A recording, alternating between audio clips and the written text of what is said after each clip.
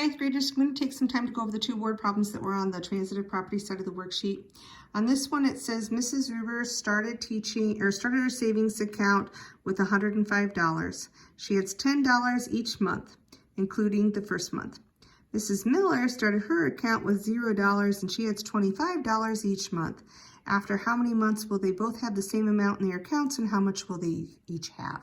So this actually is a transitive property problem. So if we think about the account that we have, okay, so Mrs. Ruber's account, I have a certain amount. I started with $105. That's actually my B, but I'm going to put it first what I start with.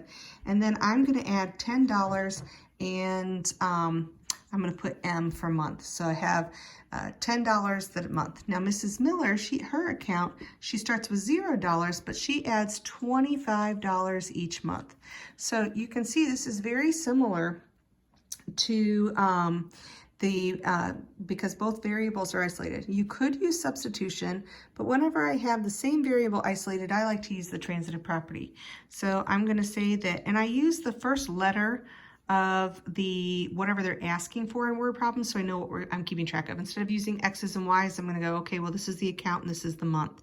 So I basically have 105 plus 10M equals 25M.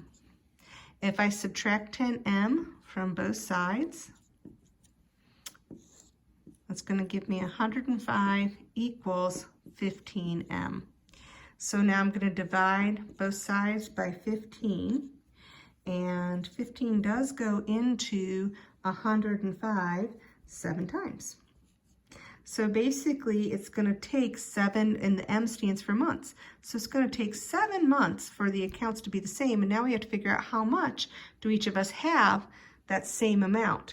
So I'm going to just take the 7 and plug it back into this one. So A equals 25 times 7.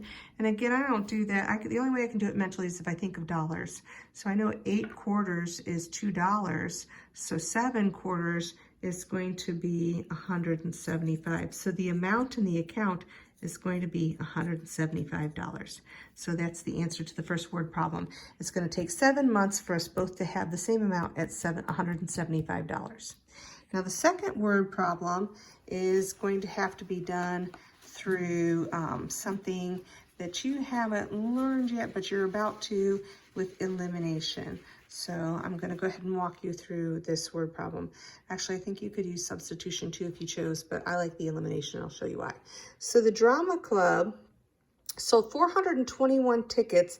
So I'm going to just go ahead and write it here. They sold 421 tickets. Okay, to play for its total of $1,244. Students' tickets, so we basically have student tickets plus adult tickets, and we raised $1,244, and a total of 421 tickets.